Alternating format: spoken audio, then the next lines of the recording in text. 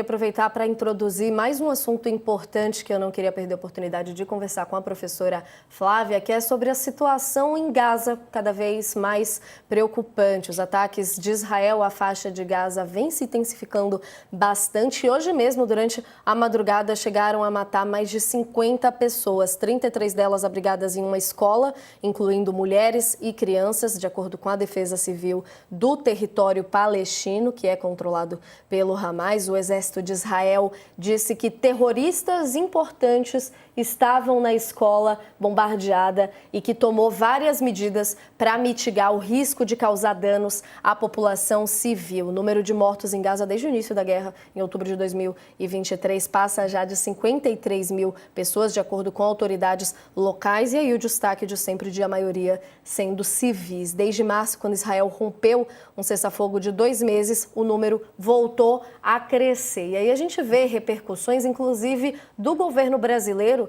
sobre o massacre que aconteceu durante o fim de semana. O governo Lula chegou a classificar como vergonhoso e covarde o ataque aéreo de Israel, que matou no sábado 9 dos 10 filhos de um casal de médicos palestinos. Uma nota assinada pelo presidente dizia que a morte das crianças simboliza a crueldade e desumanidade do conflito, que o que vemos em Gaza hoje é vingança, foi o que disse o presidente Lula nessa nota. Ele que repetiu que o conflito é um genocídio contra os palestinos, com o único objetivo de privá-los das condições mínimas de vida para expulsá-los de seu legítimo território. As 9 crianças desse casal de médicos palestinos que morreram nesse ataque tinham entre 1 e 12 anos de idade. O único irmão que sobreviveu, um menino de 11 anos, está em estado grave. O pai das 9 crianças também mortas também está internado no momento, só a mãe não estava em casa no momento. Ele, que também é médico, estava em casa em Khan Yunis. Os 10 filhos aconteceram, então, com os 10 filhos, ele estava em casa quando aconteceu esse ataque israelense. A mãe das crianças não estava em casa, como a gente destacava, estava cuidando de palestinos feridos na guerra, no mesmo hospital em que o marido e o filho estão internados agora. A gente que vê toda uma mobilização, inclusive no momento agora, com um destaque para o governo brasileiro na discussão da comunidade internacional em torno da criação do Estado palestino. E por lá, inclusive, o chanceler Mauro Vieira criticou a inação da comunidade internacional diante desse massacre, dizendo, inclusive, que a história não vai perdoar Israel pelo que está acontecendo. É importante a gente repercutir aqui no nosso UOL News.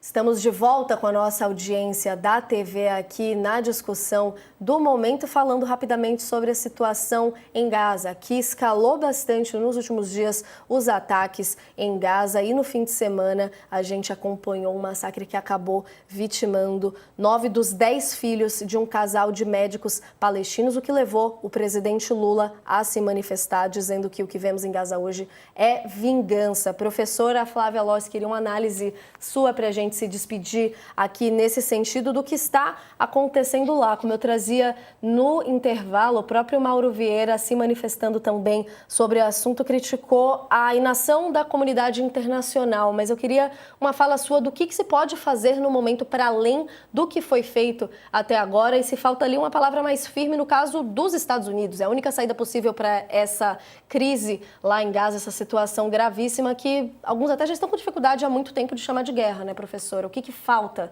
no momento para a gente conseguir a paz na região?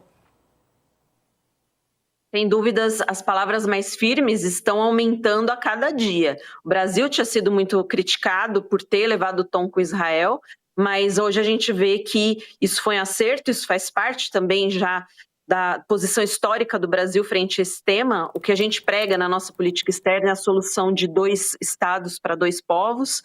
Talvez isso se concretize no futuro, mas aí, como você disse, depende de mais ação da comunidade internacional. Um movimento positivo é que os países europeus cada vez mais têm se manifestado.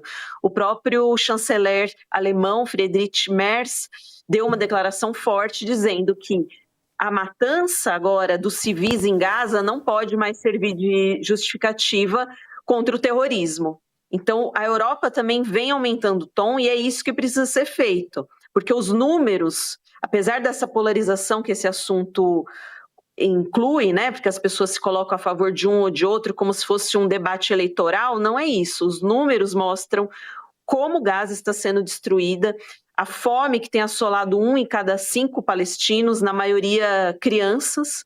Então, assim, o que a gente está vendo é um desastre humanitário, além das questões políticas. E isso não pode continuar desse jeito, mas falta, de novo, uma ação mais forte da comunidade internacional. O próximo mês de junho vai ser um mês bem interessante para a gente até voltar a conversar, porque vão ocorrer 3 reuniões importantes, a do G7, a cúpula europeia e também a reunião da OTAN. Ainda que eles tratem mais da guerra na Rússia, com certeza esse assunto da faixa de Gaza vai permear aí as discussões.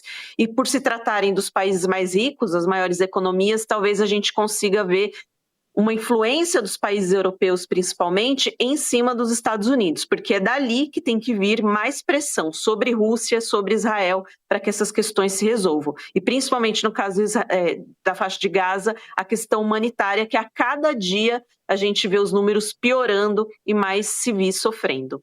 Muito rapidamente para a gente encerrar. Na semana passada, professora, na semana passada, França, Grã-Bretanha, Alemanha, até o Canadá, eles já vinham, quando notaram que a fome estava sendo utilizada na faixa de Gaza como uma ferramenta de suplício, de guerra, subjugação, eles elevaram o tom. Todos soltaram notas usando, pela primeira vez nesse conflito, a palavra intolerável.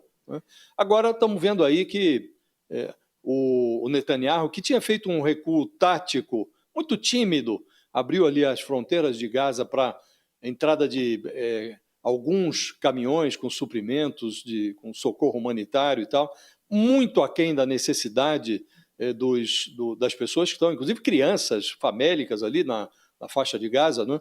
Mas ele, num gesto até de meio de relações públicas, vou abrir aqui para evitar, ele até verbalizou isso, para evitar que meus aliados da Europa tomem providências mais rígidas. Vamos abrir aqui as fronteiras de Gaza. Existe hoje, objetivamente, professora, ferramentas ao alcance desses países europeus, o Canadá, que eles possam utilizar para mudar esse cenário, para mover a posição do Netanyahu? Ou nós vamos ficar só na retórica? Do ponto de vista prático, eles têm poucas ferramentas que possam lançar a mão? Eles possuem ferramentas, assim como a gente já viu, sendo ativadas para outros países com os quais eles julgaram que estavam fazendo desastres humanitários ou até genocídios. Mas a questão é se eles querem mobilizar essas ferramentas, como, por exemplo, sanções, ou até mesmo mais ferramentas diplomáticas contra Israel, que é um ator importante do ponto de vista tecnológico para a Europa, também comercial. Então, é uma situação diferente. Israel é vista como um aliado, é um aliado da Europa e dos Estados Unidos. Então, também tem essa questão de como fazer esse tipo de movimentação contra um aliado, né? Por enquanto, a gente está vendo na retórica, isso já é um sinal de mudança aí no pensamento dos líderes europeus em relação ao assunto, porque está, de fato, se tornando insustentável. Agora, de ações práticas, provavelmente, é o que a gente está vendo, eles estão esperando os Estados Unidos. E isso vai só alongando o sofrimento do povo, né? Do povo de Gaza, como a gente tem visto também. Então, a gente fica, de novo, num impasse e sem ações concretas que diminuam o sofrimento humano nessa região.